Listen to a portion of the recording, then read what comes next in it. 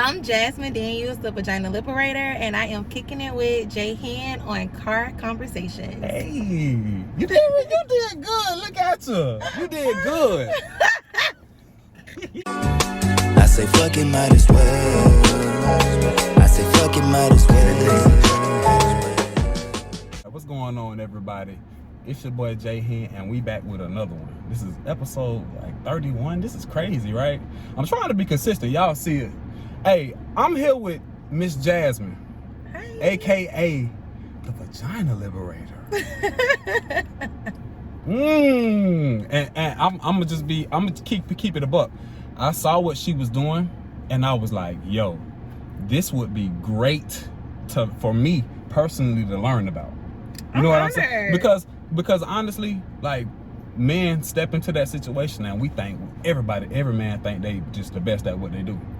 You know what I'm saying? They are. They do think that. Yeah, not knowing that sometimes y'all just up there rolling your eyes and you know what I'm saying? Y'all just faking it.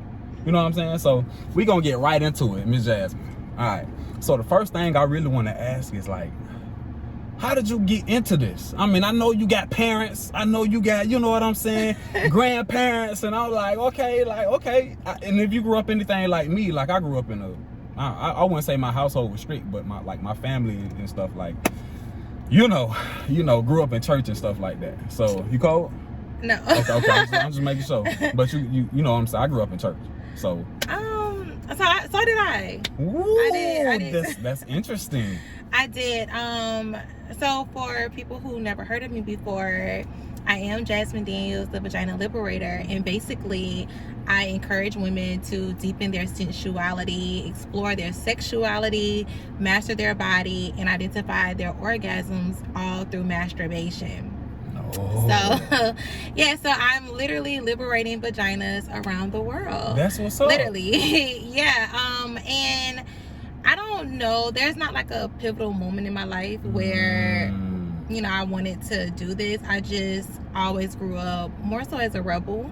I always knew it wasn't fair that men had certain liberties that women did not. Double standards. I can just remember being a child, I always grew around, I was always around older people, like my cousins, kids in the neighborhood and whatever, and just listening to their experiences. Like, I'm in 5th grade, they're in high school, and how, like, I'm around these conversations and how the conversations are the same, but it's different per man, per woman. And it's like, but y'all talking about the same thing, so why is it okay for you to do it? It's cool when they do it, it's a problem when I do it. So I'm like, dang, that's interesting. And going through my own experiences in life, I started having sex on my own at 14 in high school, and I just remember how, like, it was so easy for girls to get a scarlet letter. Yes. But boys are like, oh, I hit that. And girls are like we're super careful who we are attached to, super careful on who know what about us. Right. And that's so it's true. like, but it's the same. It's the same thing. And fast forward, I just always knew that I wanted to do something as far as sex. And initially, I went to FAMU, graduated from FAMU, but I wanted to be an occupational therapist. And my professor told me about sex surrogacy, basically for people who have physical disabilities. So occupational therapy is about your ADLs, activities of daily living, driving or whatever. So when things happen to you, how do you get that person back to their ADLs at some capacity? Like, sometimes, well, you want to do 100%, but it's not always 100%. So sex is a part of somebody's ADLs. Like, imagine you have a car accident, you get into a wheelchair, you know what I mean? So or you can use it, but you only are limited to one position on your own. So you have sex surrogates that can help you and your partner switch positions and still have a sex life. Wait. So what are we talking about here? Are we talking about somebody that sits in on your sex and helps you flip? Yeah, I mean, they might be out the room and then be like, you're ready for the position, come back in, and you like, you know. So what, somebody just in there flipping through their phone, texting, sitting outside the door listening? Yeah, I guess. I never saw it, but yeah. How does yeah. How is this even a thing? Because sex is a part of ADLs. And so that's what my professor was telling me at the time. Interesting. Like, you can be now, more freelance work. Like I don't think it's a company or anything like that, but it's a way to build insurance and justify it and whatever. But so it's very interesting. It's called sex surrogates. I know it's illegal in some states, so you have to be careful how you word it, because it's kind of like a handler. I guess maybe it's seen as prostitution. I wouldn't say that if you're paying for it, but I don't know. But still, but you can justify it if you know how to word things correctly. You can justify it for insurance, and yeah, you can be a freelance occupational therapist, sex surrogate. That's what I wanted to do. So your professor told you about this? Yeah, and I was the only one in class like, oh my God, tell me more. And I was like, oh. But yeah, because she was like just talking in general with all the things that you can do with occupational therapy, other than being in a rehab center. Oh, so basically the subcultures of that. Gotcha. Yep. So I didn't get in the program. Okay. Did not get in the program. My science GPA was too low. Then I get in, and I'm like, oh my God. But you was partying too much at fam? Look at her. I don't know, but I've never been a science girl. Math has always been my thing. I've never been a science girl, but math, let's go. And so I didn't graduate. I didn't get into the program, but I did graduate. Then I come home and experience what all college kids basically experience. What I'm gonna do with my life, like what now? I know I did that. Because my degree was not like black and white. At the time, my degree was made to go into occupational therapy school to get your master's.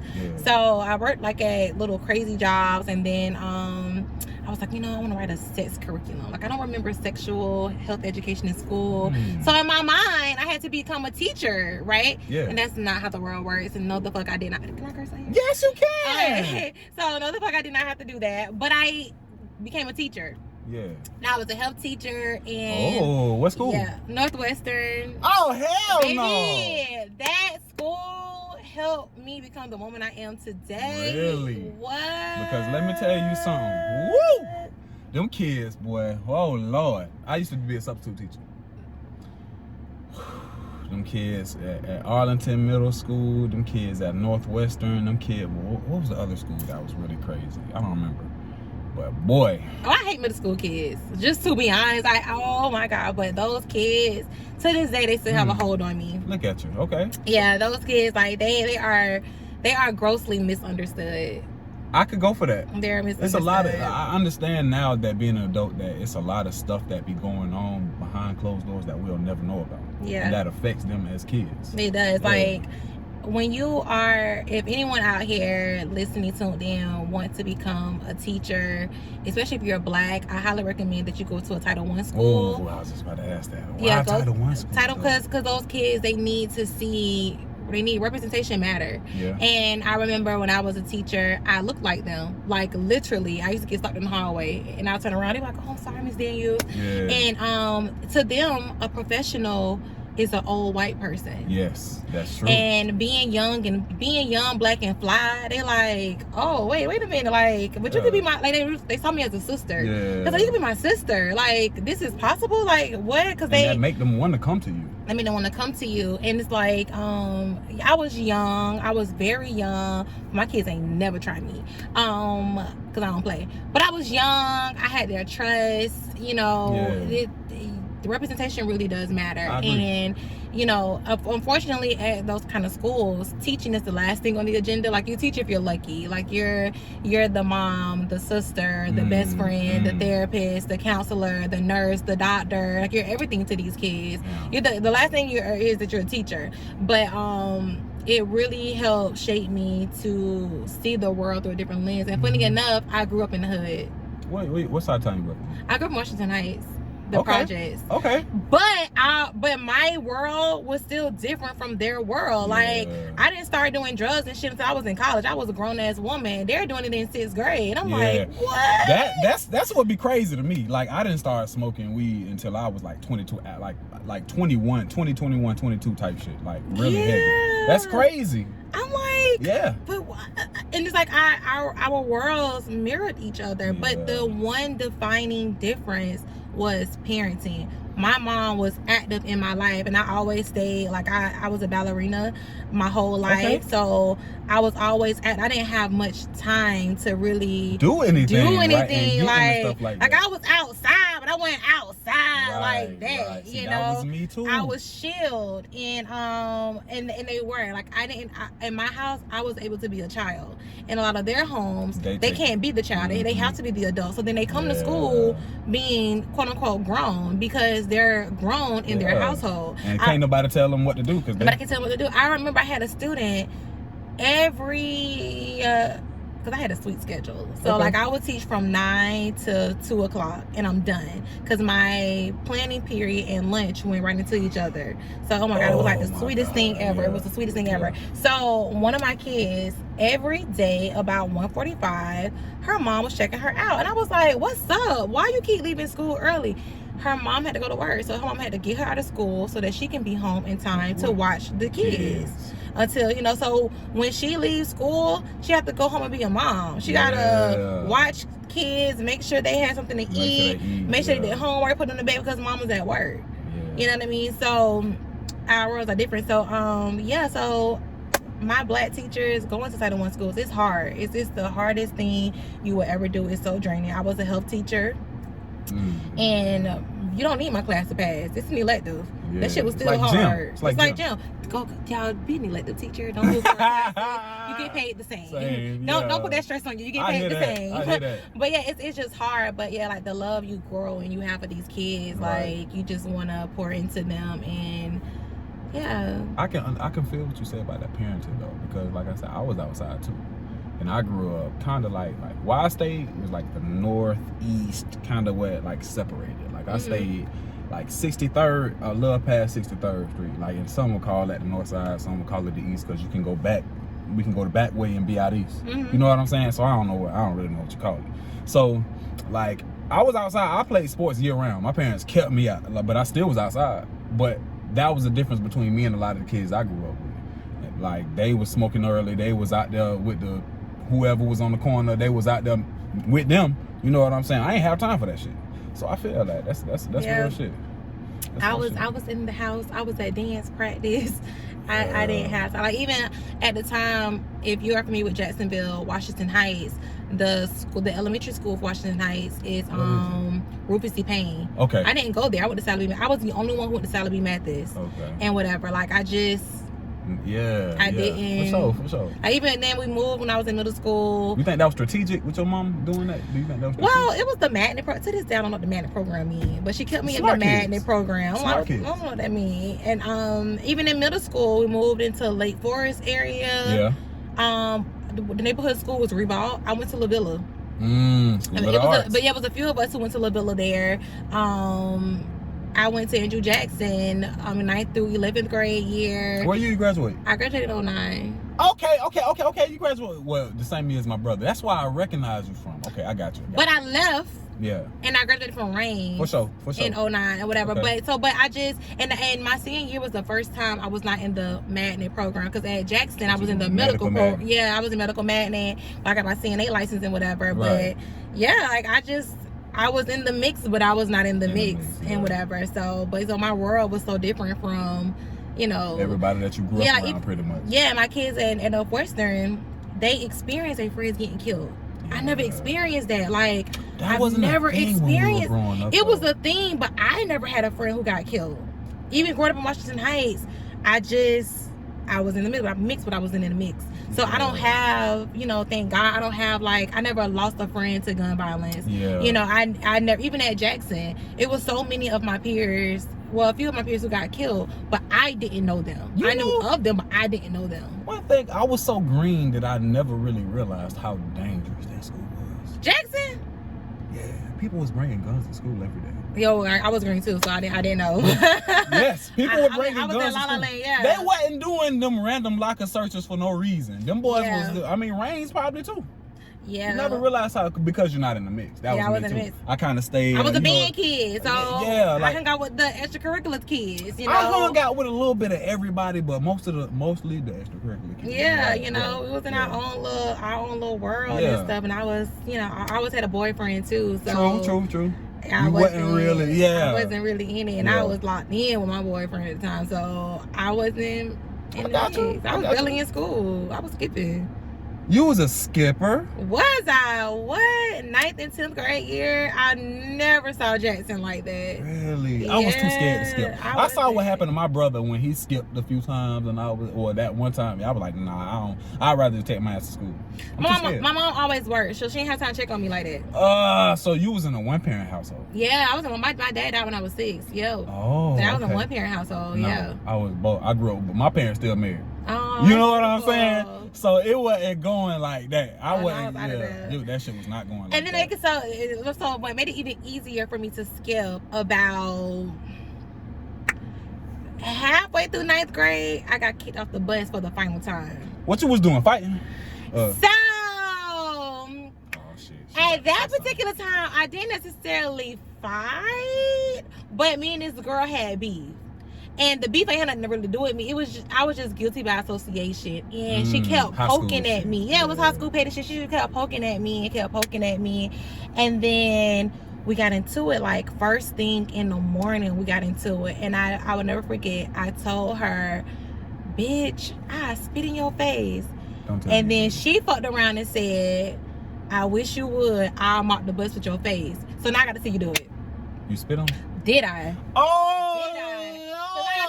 That was so wrong. Oh my God, it was so wrong. But like, don't ever challenge me like that. Don't ever threaten me. Even though I threatened her first, I did. I 100% so threatened her first. You one of them motherfuckers. Don't threaten me back. You one of them motherfuckers. You like, if somebody, even if you don't want to do it, if somebody challenge your gangster, yeah, you gotta step. Yeah, because I was always the smallest, the youngest. So I always got tried. And I was like, defend myself. So do not just do it. Don't threaten me. Just whatever you just do it. Like, don't threaten me. So I had to, but everybody had like jumped in immediately and whatever. And the push up was like, you're done. So I got kicked out the bus for the final time.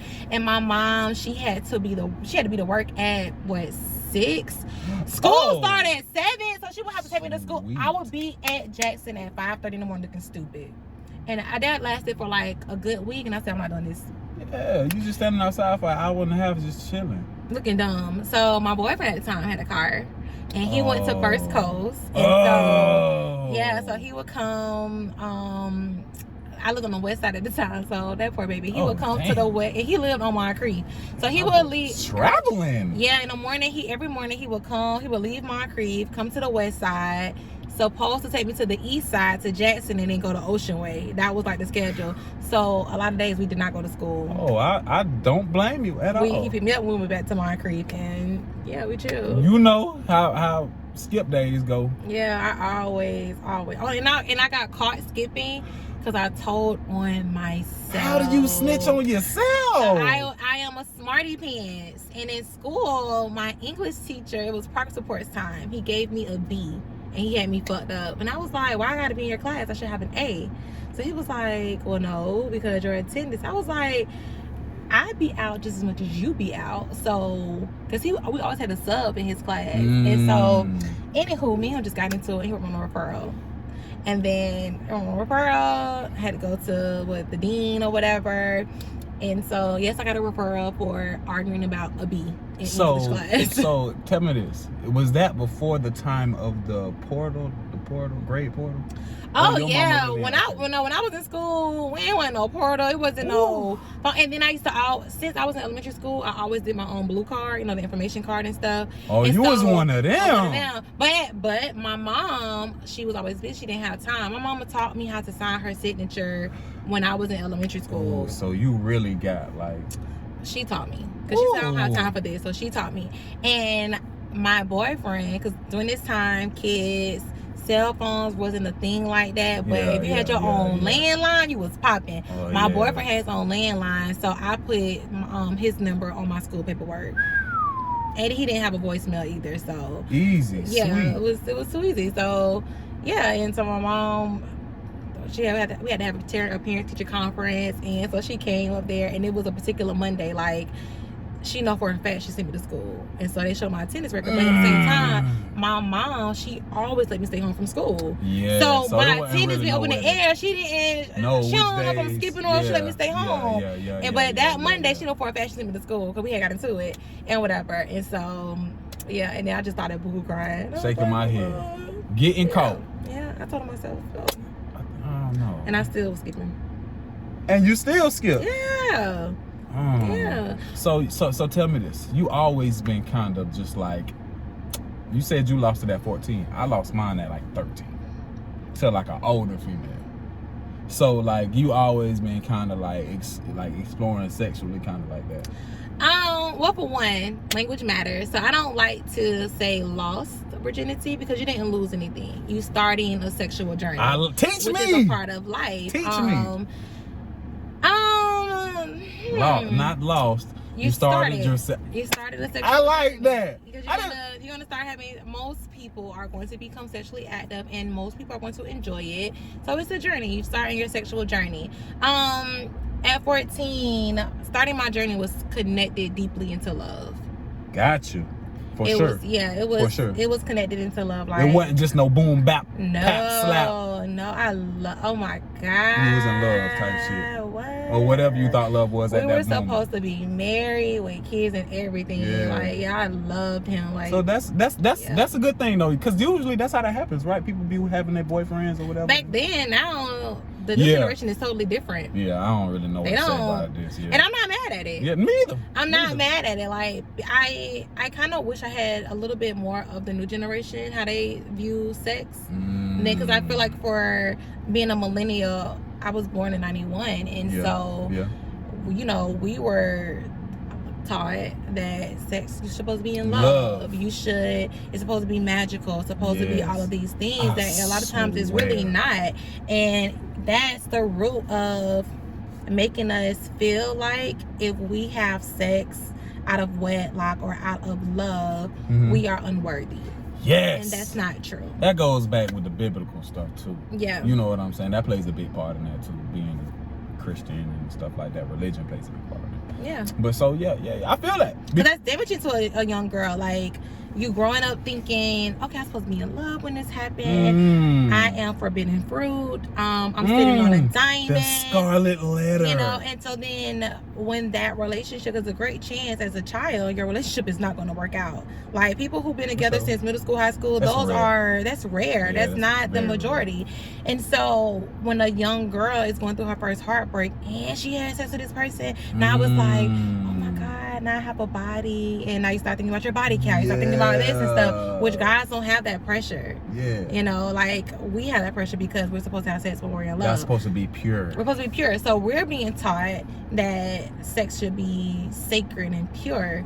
Y'all are being taught the complete opposite. So where do we meet in the middle? So I'm overly valuing something and you're undervaluing something. So where do we meet in the middle? And now this little girl is going to eventually grow into a grown-ass woman that don't understand sex, don't know how to enjoy sex, don't know what pleasure is. Like, I'm not knocking anyone's experience, but I hate to hear women say, I never had an orgasm before. Yes, you have. You don't know what it is because you're not taught what an orgasm is. Y'all orgasms are straight point, you know. Right for sure. We know what it is. You ejaculate. Ours are a little bit more complex, but we don't have no one teaching us what an orgasm is. Yeah, because y'all moms really don't talk to y'all about that, huh? No, you haven't said you're going to wake up with a baby or an STD. Kissing leads to a baby. Yeah, let them tell it. For sure. So it's difficult. It's hard to navigate. I can go for that. I mean, cause for me, it was always like my parents. I'm pretty sure it was because we were boys. I grew up just with one brother, like I said. That's all. No sisters, no nothing.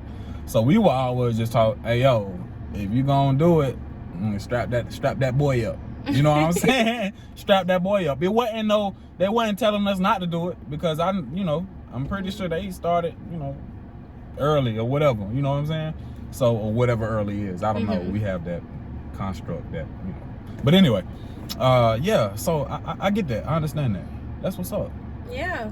So you pretty much are a just sexually liberated female.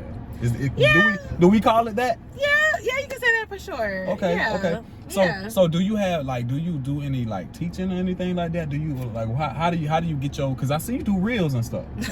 I see you. You know, I ain't do too much research, but I scrolled through and I was like, okay, I like that. I do reels. Okay. So yes, I'm also an intimacy coach for women. How do you? Men don't DM me. I'm How do you like set that up? How do you be an intimacy coach? Like, what is that? So we have to work backwards. So a lot of issues that women have are linked to the lack of sex pleasure, the lack of knowing your body. Okay, so cause y'all like, is it because y'all used to pleasing, being the pleaser? Yeah, we have to be the pleaser. We're not really taught to be pleased. Be pleased. We have to be the pleaser, and we're not being pleased. Yeah. And so, like I said, that little girl is gonna grow into a grown ass woman, right. And now she's like, I mean, I want to enjoy sex, but I'm not really enjoying it. Or I enjoyed it with this one person who I'm no longer with. I don't have access to. But if you ask a woman, are you in a relationship? No. Okay. So the next time, and this is for males as well, the next time you get ready to have sex with a woman, just ask her, where do you want me to touch you? What turns you on? And it's a guarantee that woman is going to take a long time answering that question. She can't fire that off. What? Because that's how they don't know. They don't, like, I don't care. Yeah, it's like, well, I mean, I don't. It's not gonna be like, I want this, and this done to me. You know, but they can tell you, oh, when I was with so and so, I enjoyed so and so. Okay, but what is it about so and so that he did and whatever? But it's like, okay, you're not with so and so. Niggas can take that though. No, they can't. We can't take that shit. You should definitely do a challenge, like do a social experiment, and the next encounter you have, like, where do you want me to touch you? What turns you on? See, I'm different. I like to ask questions, like, because I don't like to go into things. If we gonna do this, I like to do my research a little bit. I like to, you know what I'm saying, know kind of just like the bare minimum, and I kind of like to go off of actions. You know what I'm saying? But like you said, asking, I usually normally ask, like, at least the bare minimum. Where do you like to be touched? How do you like to be touched? You know what I'm saying? Yeah. That's why I told with my clients, like, we have to work backwards. We have to go back to the beginning, and I make them strip it all away and figure out, who am I sexually? What do I? Because you have two things. You have your sexuality, that's what you enjoy, but then you have your sensuality, how to enjoy what you like. Okay. You know what I mean? So with sex, with your sexuality, you can enjoy male, female, both, neither, whatever. But that's what you can like. But how do you actually enjoy it? Like, let's just say from a heterosexual perspective, with a woman. Okay, obviously you like having sex with men. Right. But how do you enjoy the sex that you're having with men? Instead of always being the one that is the pleaser, how do you receive pleasure? You know, how do you experience your orgasms? How do you be an equal participant in y'all sexual relationship? Gotcha. Because there are different type of orgasms, correct? Yeah, there is. Like, a woman can experience over about 13 orgasms. Like different like categories of orgasms? No, I'm just talking about just like let's go from the beginning. Okay, let's go. An orgasm is simply the release of sexual tension. You're releasing something. So like for a male, that release looks like ejaculation, semen exiting the penis. For a woman, it can be so many different things. It can be crying, it can be increased heart rate, it can be shortness of breath, it can be muscle spasms. But a fan favorite is when the vagina is contracting. So somebody could be like you said, with the muscles contracting, the crying. That's an orgasm. Simply, authentically moaning is an orgasm, because what are you doing? You're releasing expression. So now, don't be performative, of course, but if you are authentically moaning, something is happening that's making you moan. You are releasing an expression. That is an orgasm. Now, the other part to that, I hate so bad. Women and a lot of men believe if squirting did not take place, an orgasm did not take place. All vaginas don't squirt. So I got a little model. She got a pussy model. I do, and it's brown like me. Yes, we ain't got no white coochie in here. We got a black coochie. A black coochie. So this is your vulva. This whole structure is actually called a vulva, right? So at the top, you have the beginning of the clitoris. Okay, for sure. The clitoris is super long. a lot of times the tip is the focal point of the clitoris, but it extends all the way down. The clitoris sits behind the lips, right? And the clitoris' sole purpose in life is to provide pleasure. Sure. This has over 8,000 nerve endings. It's supposed to give you a pleasurable experience, like the head, like my head. Yes, for sure. Correct. Gotcha. Correct. But a lot of times we only focus right here. So all of this needs stimulation and attention. Whole thing. The whole thing. Now keep in mind, yes, it sits behind, but anatomically it's literally like all the way down. It's all the way down, but it's like you stimulate it even inside. So this is the vaginal opening, right? The entrance to the vagina. So your vagina is internal, okay? This is not your vagina. Your vagina is internal. So when you're being penetrated, your clitoris can feel that too. You know? So yes, you do need clitoral stimulation. You need clitoral stimulation throughout the entire process. You don't have to, like, people try to separate it, you know, with lesbians or whatever. Like, oh my God, lesbians always have an orgasm because they're always getting clit stimulation throughout their sex. Okay. I never heard that. But yeah, lesbians are more likely to report that they experience an orgasm more than a heterosexual woman. So with a heterosexual woman, have your partner still stimulate your vulva, like whatever that looks like. It can be through head, it can be through a vibrator, it can be through hands. And then even during sex, your clit is still being stimulated when you are being penetrated, because the clit is still behind all of this fatty tissue, which is your lips and whatever. So give her attention. You don't have to just get penetrated. Give it some attention. But yeah, so an orgasms are possible through penetrative sex with heterosex, but you have to go back to the basics. Go to masturbation and master your body to figure out, what do I like, what do I need to achieve this, and then pay attention to your body and how those physical changes are happening. Be more present. A lot of times for the woman who is desperate to squirt, you're not being present, because the whole time you're like, oh my God, this is about to happen. Especially, so something that women experience is a peeing sensation, which is an orgasm within itself. So a woman will feel like, oh my God, I can feel it, it's about to happen. And then it doesn't. You just missed your orgasm. That was your orgasm. For a woman, orgasms last about 10 to 50 seconds. Yeah, 10 to 50. Yeah, and it might be a little shorter than that. Forgive me. But it might be. It's a very short experience. It's not this long, drawn out dramatic thing. Like, now I remember a couple of years ago, Janae Aiko, she came out with like she had 9 orgasms at one time. The internet went crazy. I'm like, y'all, you probably experienced that same thing. Like, that's not abnormal, especially you can have the peeing sensation, you can have the vaginal muscles contracting, you can have your feet cramping, you can have the heart rate, you can have the authentic. That's about 9 right there. I got you. You know, so I wasn't in the bed with her. I don't know if she spurted 9 times, but a lot of things can happen. But when you master your body and you understand what's going on, you're able to be like, okay, this is an orgasm. Now, some orgasms are more intense than others. You may favor some orgasms more than others. Like, I have some friends, they want the vaginal contractions. If to them, if they didn't achieve that, they didn't have an orgasm. And I tell them, it's not that you didn't have one, because all these other things, you wanted that particular orgasm. So you have to just really like be in tune with your body and understand what is going on at certain points of sex. So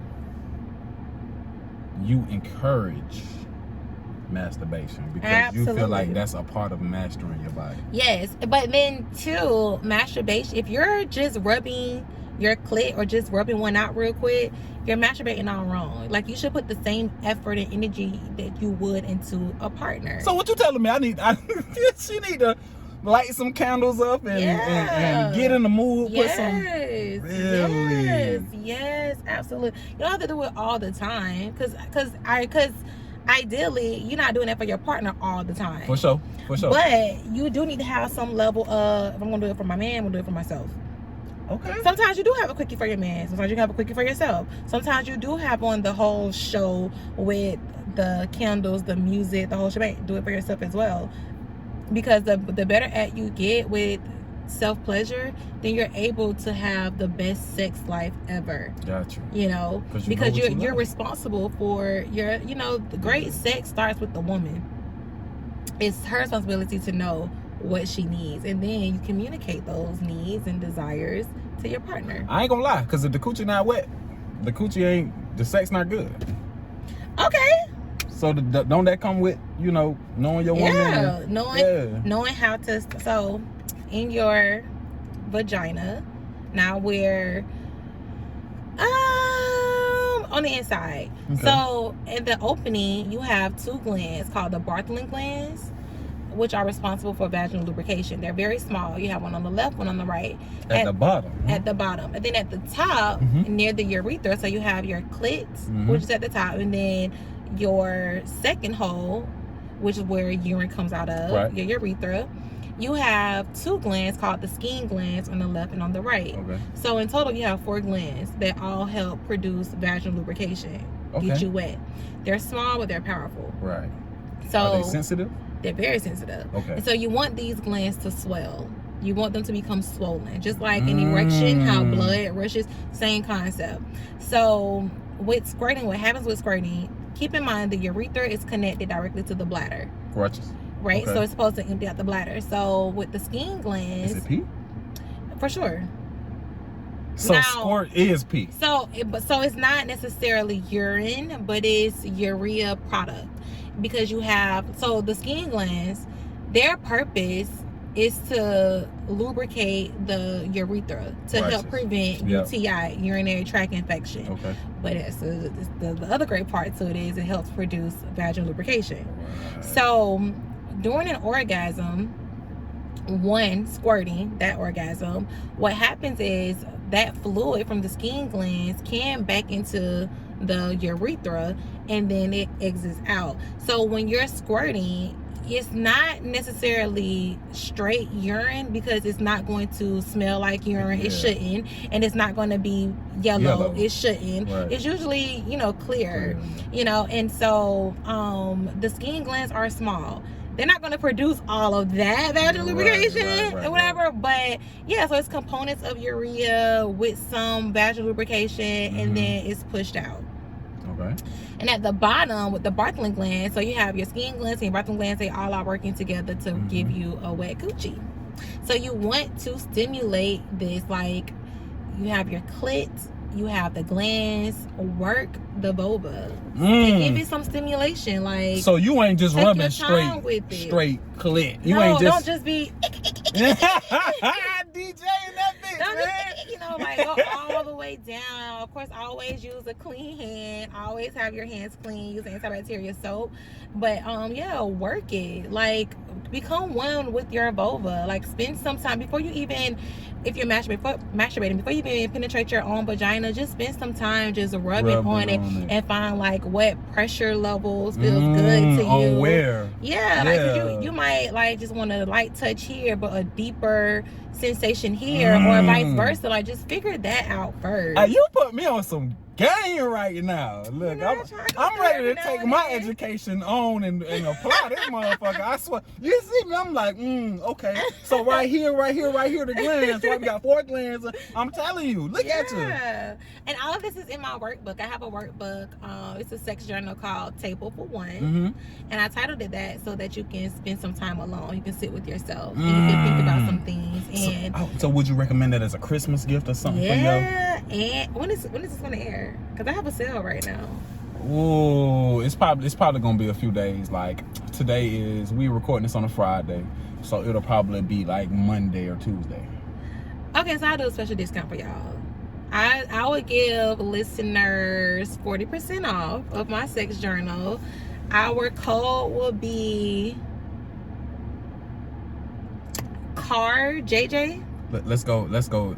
You can even go just conversations or car conversations. Car conversations will be the code. Car conversations spelled completely out. Car conversations with an S on the end, 40% off. So my sex journal is a research-based journal. Okay. It has so much education. We go in depth about squirting, about vaginal lubrication. There are over 20 worksheets of activities to help you become comfortable with masturbation, because we're taught good girls don't do that. So you have a lot of unlearning to do to figure out, because a lot of people don't masturbate because they don't feel good about themselves afterwards. Feel dirty. Yeah, Right. you feel dirty. That means you need aftercare. So that's in the book, you know. Just, aftercare. Yeah, you need aftercare. We're gonna get back to that. So it's so much in the book about just helping you learn your true thoughts about masturbation, because a lot of times we grow up with what our parents taught us. Like to this day, my mom forbids me to date older men. Really? And that sticks with me. Like she always told me old men have worms, and that is a thing. That stuck with me. Yeah. That's something that stuck with me. So like, you know, things stick with you in your childhood that you have to unlearn. But I'm not unlearning that one. I'm going to keep that one. So, but you have to, So it's like, okay, this is what you were taught, but what do you actually believe now? How do you feel now? Yeah. And so we have activities for that in the book, and you just process those feelings about exactly how you feel about masturbation. What do you want to achieve? I have a worksheet called Come Goals. What do you want your sex life to be? There's one of my favorite worksheets called My Desire, which if you go to my website, thevaginaliberator.com, and you subscribe to my email list, there's a free worksheet. It's a teaser that can get you started on your sexual journey of exploring your erogenous zones or your hot spots. And there's so many that I have a few of them that's listed for free with different types of stimulation. Go through each body part to figure out what stimulation you need on that area to get you aroused, and then of course communicate that to your partner. But the full version is in the workbook. There's a space for journaling. I teach you about ovulation, especially with this abortion stuff going on. Family planning is super important, assuming you have a regular period. So I teach you how to do that with 12 calendar sheets. Education. So it's amazing. It's called Table for One. And if you are listening, go to my site, 40% off using the code CAR Conversations. Do you see this? This is, I'm just tell you, I do this not for like the views necessarily. I do it so I can talk to people and learn. Yeah. You know what I'm saying? I don't know a lot of that stuff. I don't know about the anatomy, because in health class, like you said, you were a health teacher. They don't teach us. They teach you like the anatomy of the coochie. This does this, the urethra, not the but the glands and stuff, how to get wet, ovaries. Yeah, you're not taught pleasure. Like women are not, girls and women are not taught pleasure. Yeah. And so once you understand how your body works and what your body needs, you're going to have the sex life you want. My thing is this: if you're gonna have sex, you better enjoy it. Just period. Like, it's no reason why you should be laying there and you're not getting anything from it. Like, you should enjoy it from beginning to the end. And going back to the aftercare.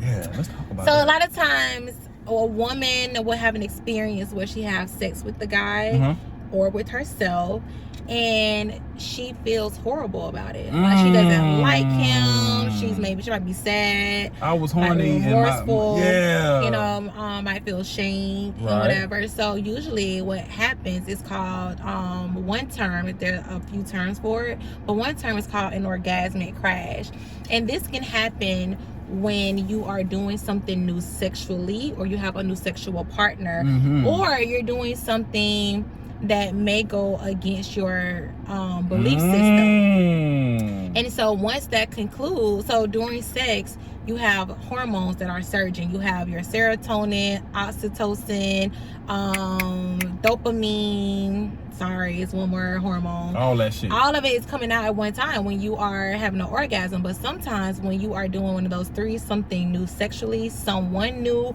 or doing something that may go against your belief system, those hormones are going to surge even higher, and what goes up must come down. So eventually you'll have an orgasmic crash that will happen 12 to 72 hours after the sexual act has occurred. And then with that comes, sometimes you may even feel suicidal. You might not like your partner. You might have an attitude. You don't feel good. So this is kind of like postpartum of sex. Yeah. Got you. Yeah. Got you. And you sometimes need aftercare.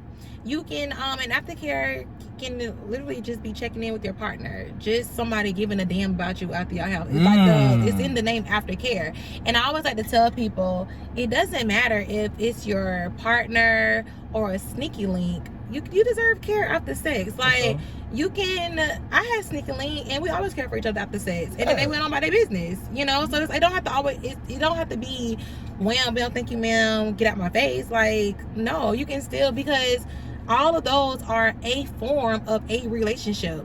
You have an exclusive relationship, you have a sneaky link relationship, a friends with benefits relationship, you have a whatever. Like, all of that is a relationship to some degree. So check this out. I'm gonna say this about the sneaky links. I be hearing people be like, they say, I don't like to call it a sneaky link, or you shouldn't have no sneaky link because we all grown out here. I think people be getting the definition of a sneaky link confused.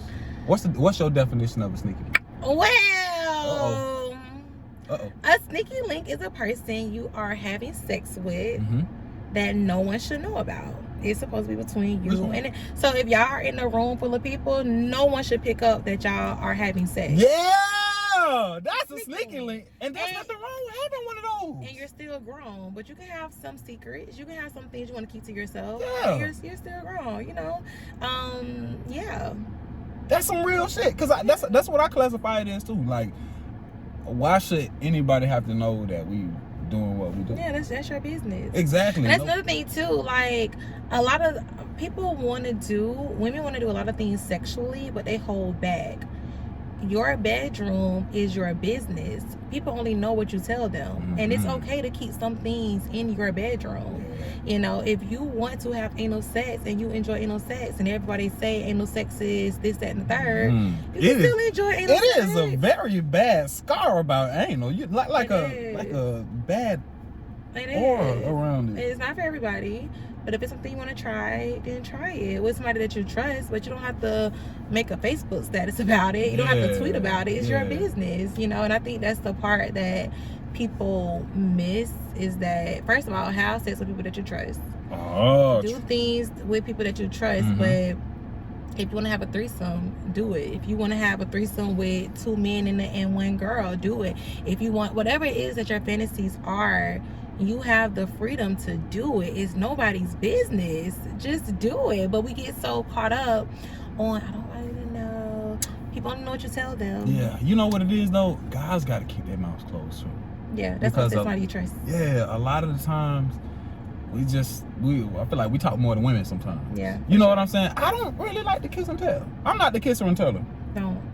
Yeah, it's not. Don't. You know what I'm saying? I don't know what it is. Some women just like to be known about. Well, women and men like to be known about. So like, a lot of times it's hard to hold that stuff in. You know what I'm saying? Especially if it's good. If it's good, you want to tell somebody. Tell, but don't tell the name. Just be like, oh my God, I was with this shorty last night, and she And you don't gotta give detail. You don't gotta give the name. Don't give any identifiers. Like, for example, me and my sneaky link, been sneaky linking, it will be 10 years in 2023.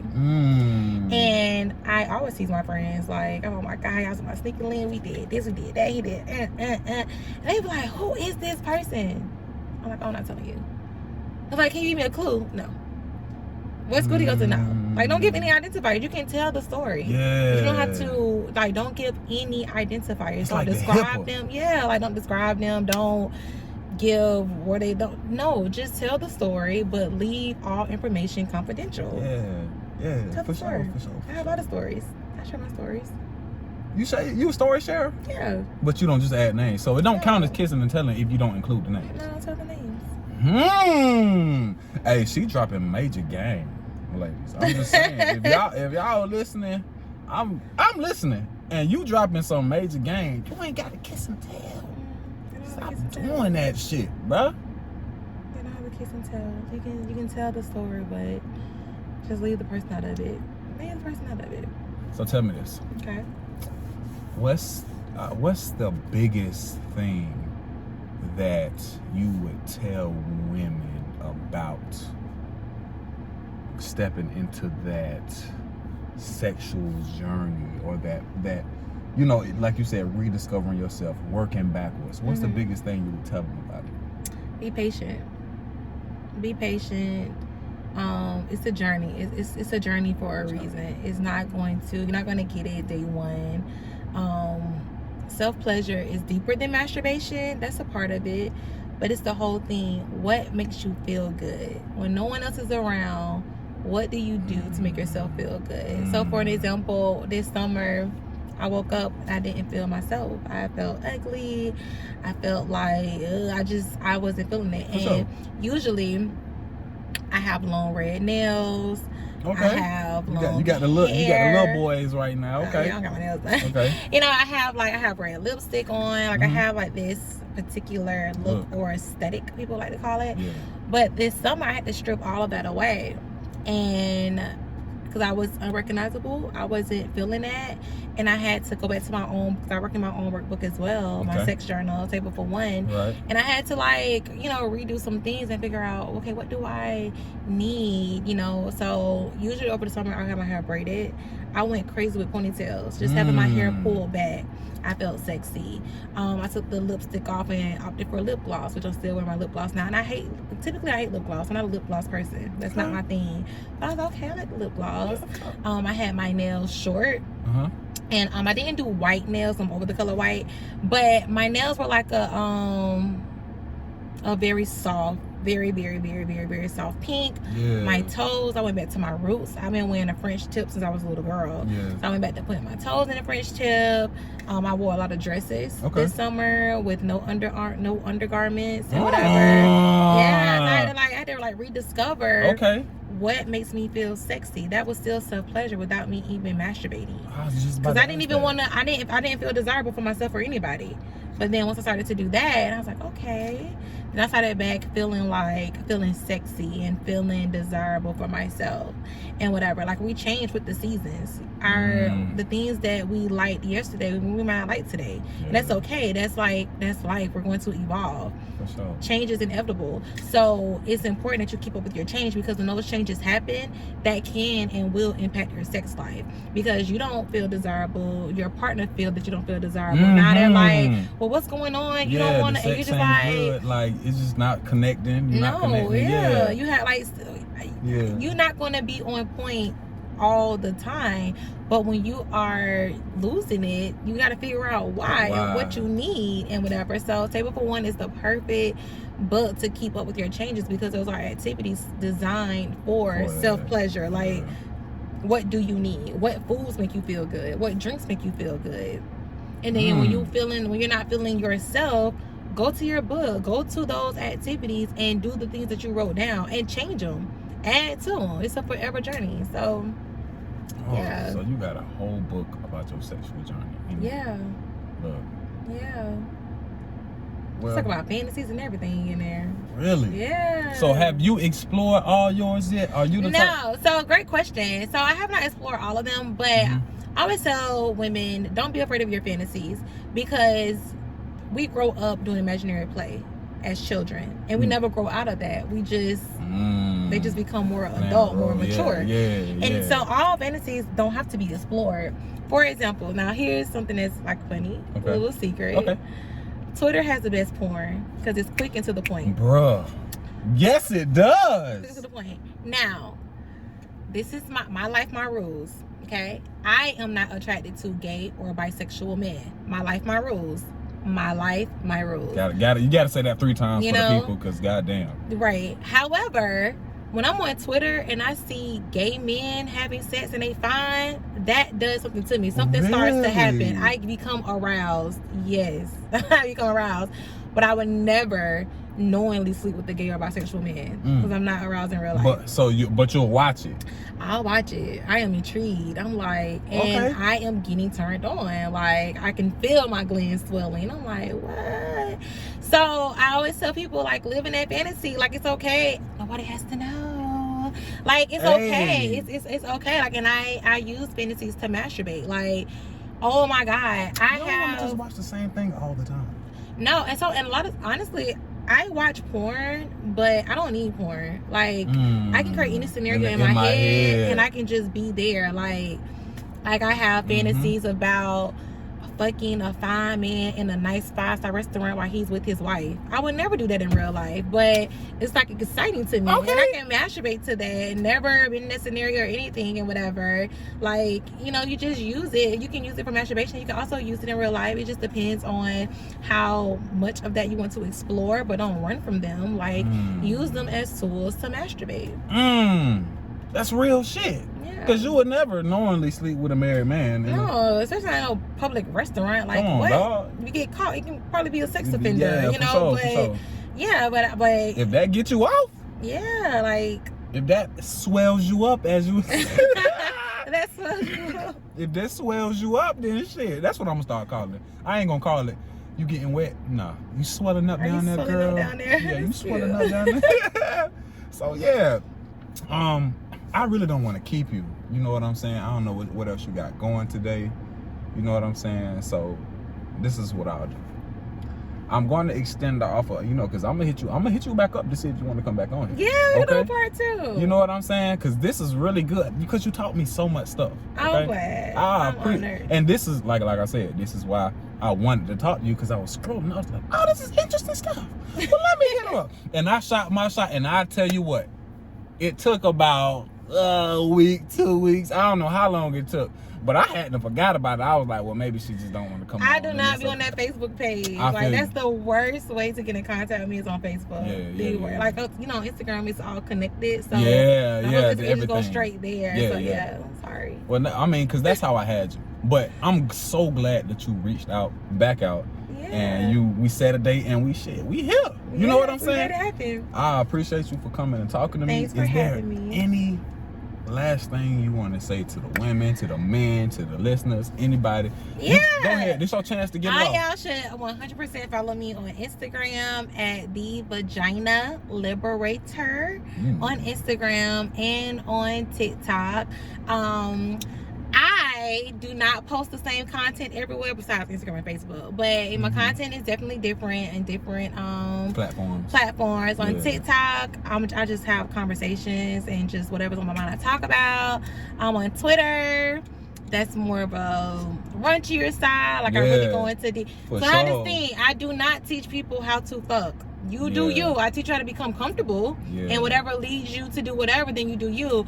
But on Twitter, I give a little tips.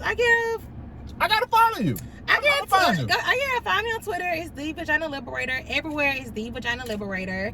I give tips on Twitter, on Reels, education, talk about my book, on TikTok, whatever's on my mind at the time. I ain't gonna lie, Twitter is where I really let loose. Me too. That's a platform where you can really just talk crazy and how you want to talk. Yeah, and I'm actually new to Twitter. And like I only got a Twitter to use my name. I didn't want to take in my name. And then I just slowly started tweeting and whatever. It's all right. Yeah, so I'm kind of scared for it to like really go because I'm just like. I don't think it's going. I don't think so. If it was going, I think it would have been going already. But I think that junk.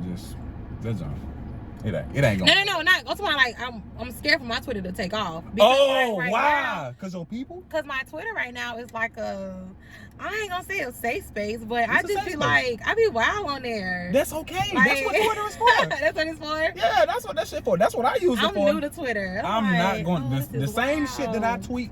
I'm not gonna put that stuff on Facebook. Right. I'm not gonna do it because my family on there. You know what I'm saying? Yeah. But I'm gonna retweet some good cheek clapping. Yeah. You know what I'm saying?